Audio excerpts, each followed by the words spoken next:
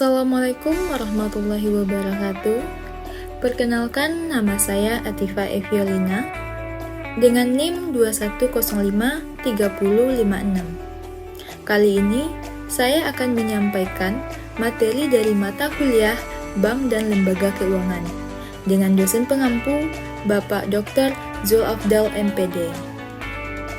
Saya adalah mahasiswa program studi pendidikan ekonomi Fakultas Ekonomi dan Bisnis Universitas Negeri Padang.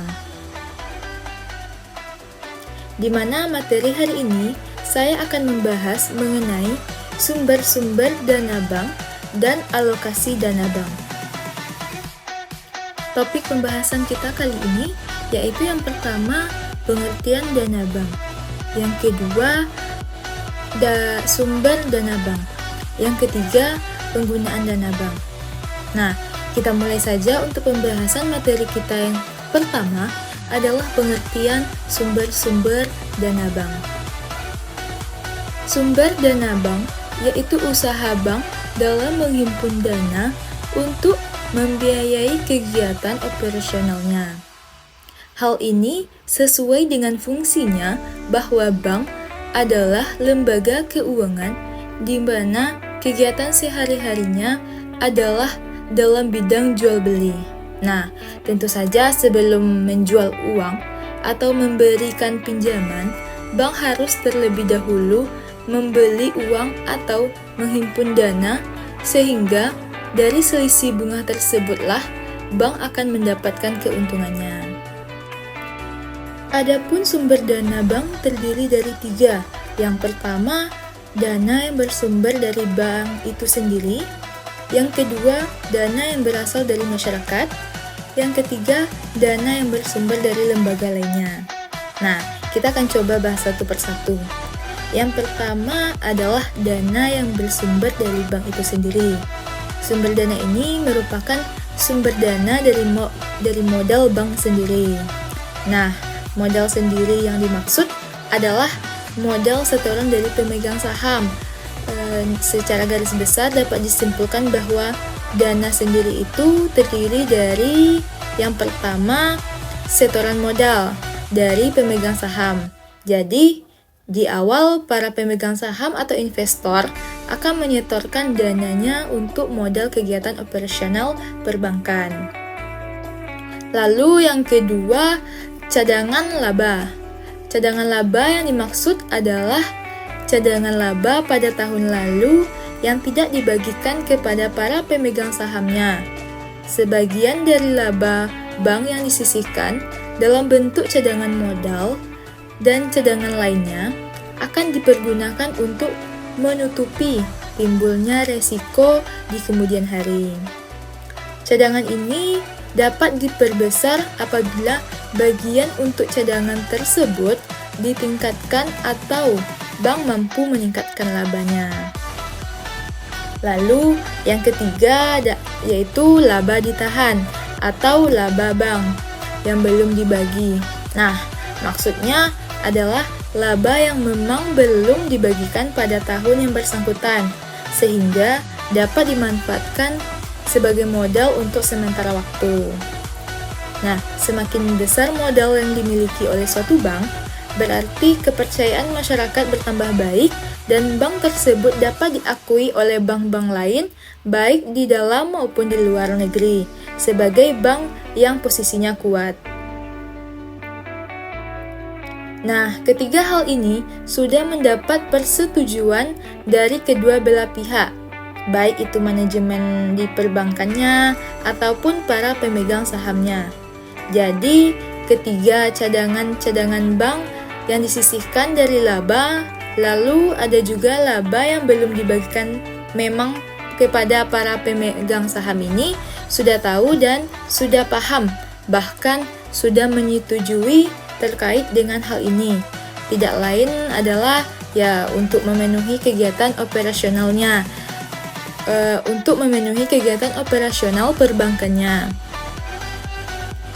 Nah, keuntungan bank menggunakan sumber dana yang dimilikinya sendiri adalah bahwa bank itu tidak perlu membayar bunga yang relatif besar jika modal bank itu meminjam kepada lembaga lainnya. Di saat bagaimana cara bank itu harus mampu mengefektifkan modalnya sendiri sehingga kegiatan operasional perbankannya bisa berjalan dengan baik. Lalu yang kedua adalah dana yang berasal dari masyarakat. Sumber dana ini merupakan sumber dana terpenting bagi kegiatan operasional bank dan merupakan ukuran keberhasilan bank karena jika mampu membiayai kegiatan operasinya dari sumber dana ini, maka bank dikatakan berhasil. Nah, ada 3 simpanan. Yang pertama adalah simpanan giro. Giro adalah simpanan penarikannya yang dapat dilakukan setiap saat dengan menggunakan cek, biliet giro, sarana perintah pembayaran lainnya, atau dengan cara pemindah bukuan. Yang pertama ada cek. Cek adalah surat perintah tanpa syarat dari nasabah kepada bank yang memelihara rekening giro nasabah tersebut untuk membayar sejumlah uang kepada pihak yang disebutkan di dalamnya. Nah, adapun jenis-jenis cek sebagai berikut. Yang pertama, cek atas nama merupakan cek yang diterbitkan atas nama orang atau badan tertentu yang tertulis jelas di dalam cek tersebut. Selanjutnya ada cek atas unjuk, yaitu cek yang tidak tertulis nama seseorang atau badan tertentu di dalam cek tersebut. Sebagai contoh di dalam cek tersebut adalah bayarlah tunai, cash, atau tidak dituliskan kata-kata apapun. Selanjutnya ada cek silang, yaitu cek yang di pojok kiri atau diberi 2 tanda silang sehingga cek tersebut berfungsi sebagai pemindah bukuan bukan tunai. Selanjutnya, cek mundur merupakan cek yang diberi tanggal mundur dari tanggal sekarang. Nah, selanjutnya ada cek kosong, yaitu cek yang dananya tidak tersedia atau kurangnya dari dana yang akan diambil oleh si pemegang cek. Yang kedua ada biliet giro, yaitu merupakan suatu perintah dari nasabah kepada bank yang memelihara rekening giro nasabah tersebut untuk memindah bukukan sejumlah uang dari rekening yang bersangkutan kepada pihak penerima. Yang kedua ada simpanan tabungan. Tabungan menurut Undang-Undang Perbankan Nomor 10 Tahun 1998 adalah simpanan yang penarikannya hanya dapat dilakukan menurut syarat-syarat tertentu yang disepakati, tetapi tidak dapat ditarik dengan cek, biliet giro, atau alat lainnya yang dipersamakan dengan itu. Contoh alat penarikan uang adalah buku tabungan, slip penarikan, kartu plastik, dan kwitansi. Nah, di sini kita akan bahas satu persatu. Yang pertama ada buku tabungan, yaitu buku dipegang oleh nasabah di mana berisi catatan saldo tabungan, penarikan, penyetoran, dan pembebanan yang mungkin terjadi.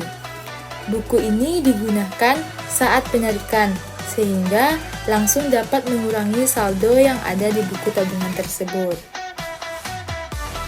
Yang kedua ada slip penarikan, merupakan formulir penarikan di mana nasabah cukup menulis nama, nomor rekening, jumlah uang, serta tanda tangan nasabah untuk menarik sejumlah uang.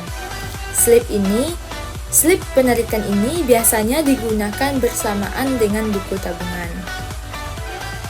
Yang ketiga ada kwitansi, merupakan bukti penarikan yang dikeluarkan oleh bank yang fungsinya sama dengan slip penarikan, di mana tertulis nama penarik, nomor penarik, jumlah uang, dan tanda tangan penarik. Alat ini juga dapat digunakan secara bersamaan dengan buku tabungan. Yang keempat, ada kartu plastik, merupakan sejenis kartu kredit yang terbuat dari plastik yang dapat digunakan untuk menarik sejumlah uang dari tangannya, baik bank maupun di mesin ATM. Adapun yang ketiga itu simpanan deposito, Deposito adalah simpanan yang penarikannya hanya dapat dilakukan pada waktu tertentu berdasarkan perjanjian nasabah penyimpan dengan bank. Adapun jenis-jenis deposito sebagai berikut. Yang pertama, deposito berjangka atau tidak dapat dipindah tangankan. Simpanan pihak ketiga dalam rupiah maupun valuta asing yang diterbitkan atas nama nasabah kepada bank dan penarikannya hanya dapat dilakukan pada waktu tertentu menurut perjanjian antara penyimpan dengan bank yang bersangkutan. Simpanan berjangka termasuk deposit on call yang jangkanya waktu relatif lebih singkat dan dapat ditarik sewaktu-waktu dengan pemberitahuan sebelumnya. Yang kedua, sertifikat deposito, yaitu dapat diperjualbelikan. Nah, deposito berjangka yang bukti simpanannya dapat diperdagangkan, yang juga merupakan surat pengakuan hutang dari bank dan lembaga keuangan bukan bank, yang dapat diperjualbelikan dalam pasar uang. Yang ketiga, deposito on call, yaitu jangka waktunya tidak lebih dari 1 bulan. Simpanan pada bank yang pengambilannya dapat dilakukan sewaktu-waktu, tetapi sebelum melakukan pengambilan, pihak penyimpan harus memberitahukan kapan akan melakukan pengambilan kepada bank. Adapun sumber dana yang ketiga, yaitu dana yang bersumber dari lembaga lain. Dana ini digunakan untuk membiayai atau membayar transaksi-transaksi tertentu. Nah, perolehan dana dari sumber ini antara lain dapat diperoleh dari yang pertama, bantuan likuiditas Bank Indonesia, merupakan kredit yang diberikan Bank Indonesia kepada bank-bank yang mengalami kesulitan likuiditasnya. Yang kedua yaitu adanya pinjaman antar bank. Pinjaman ini diberikan kepada bank-bank yang kalah clearing di dalam lembaga clearing yang tidak mampu untuk membayar kekalahannya. Yang ketiga, adanya pinjaman dari bank-bank luar negeri. Yang keempat, adanya surat berharga pasar uang atau disingkat SBPU. Surat berharga yang dikeluarkan oleh bank umum dan hanya dibeli oleh Bank Indonesia dengan nilai nominal yang cukup besar. Tujuan adanya SBPU ini adalah meningkatkan likuiditas bank umum dan untuk menekankan laju inflasi. Adapun materi terakhir yang kita bahas yaitu penggunaan dana. Penggunaan dana bank untuk dua prioritas pertama adalah dalam bentuk cadangan likuiditas yang terdiri dari cadangan primer dan cadangan sekunder. Nah, cadangan primer dimaksudkan antara lain untuk memenuhi ketentuan likuiditas, wajib minimum dan untuk keperluan operasi bank sehari-hari, termasuk untuk memenuhi semua penarikan simpanan dan permintaan kredit nasabah. Yang kedua ada cadangan sekunder, digunakan untuk memenuhi kebutuhan-kebutuhan likuiditas yang jangka waktunya diperkirakan kurang dari 1 tahun. Cadangan sekunder ini semata-mata dimaksudkan untuk kebutuhan likuiditas dan untuk memperoleh keuntungan. Selanjutnya ada penyaluran kredit, dilakukan dengan memberikan kredit kepada nasabah yang memenuhi ketentuan kebijakan perkreditan bank. Yang terakhir ada investment, merupakan penanaman dana dan surat-surat berharga yang berjangka panjang. Tujuan penggunaan dana ini semata-mata untuk memaksimalkan penghasilan. Sekian penyampaian materi dari saya. Kalau ada salah kata, saya mohon maaf. Saya tutupi dengan membaca Assalamualaikum warahmatullahi wabarakatuh.